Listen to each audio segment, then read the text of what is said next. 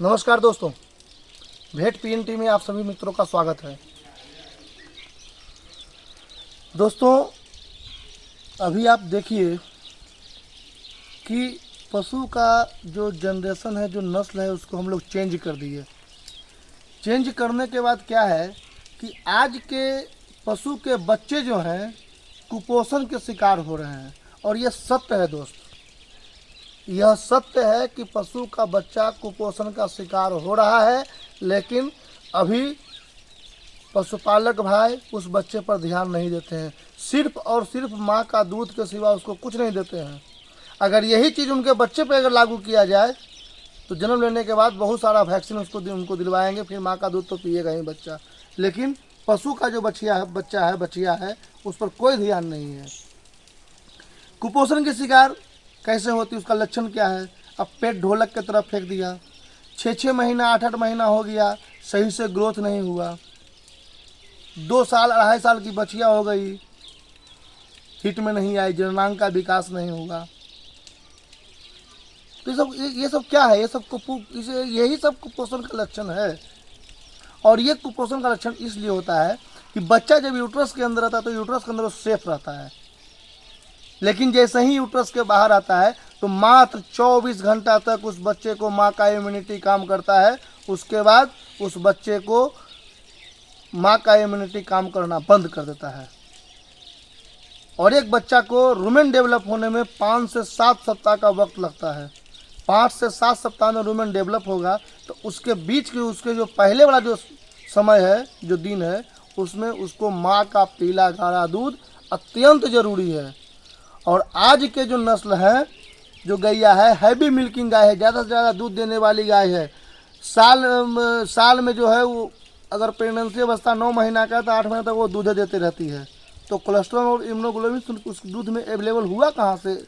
वो जोड़ नहीं ना हो पाया।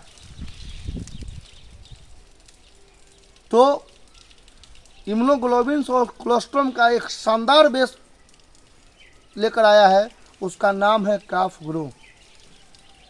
काफ ग्रो में कोलेस्ट्रॉल और इम्यूनोग्लोबिन के साथ 16 तरह के पौष्टिक तत्व हैं जो उस बच्चे के अंदर इम्यूनिटी को डेवलप करेगा, रोग प्रतिरोधक क्षमता को बढ़ाएगा। और मैं वादा करता हूं कि काफ ग्रो पिया हुआ बच्चिया कभी कुपोषण की शिकार नहीं होगी, क्योंकि एक बच्चे को जो चाहिए वो उसमें डाला गया है। एक बच्चे को बॉडी वेट का 10% कोलेस्ट्रॉल चाहिए, एक बच्चे को पर डे 50 ग्राम इम्यूनोग्लोबिन चाहिए, और वो उस काफ ग्रो में अवेलेबल है।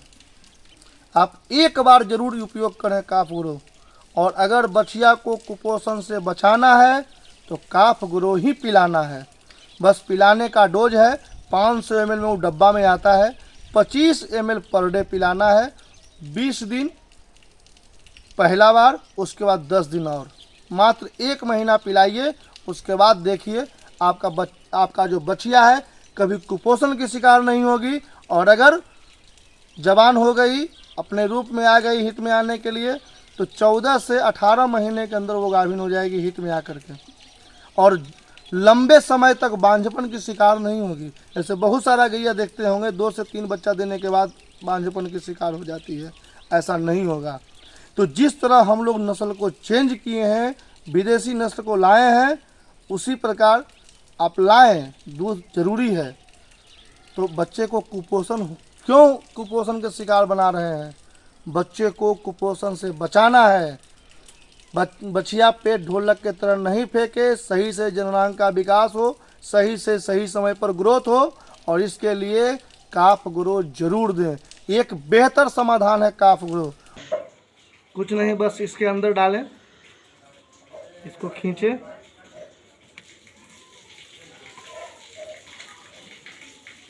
देखिए सिरिंज के अंदर आ रहा है। बस एक सिरिंज हो गया, ढक्कन लगा दे, बच्चे के पास जाए, इस तरह से मुंह को पकड़े, इस तरह से डालें और सिर्फ पुश कर दें। बता दीजिएगा कितना दिन के है। देखिए दोस्त, ये मात्र 20 दिन की बच्चिया है, कितनी मजबूत है आप देख सकते हैं।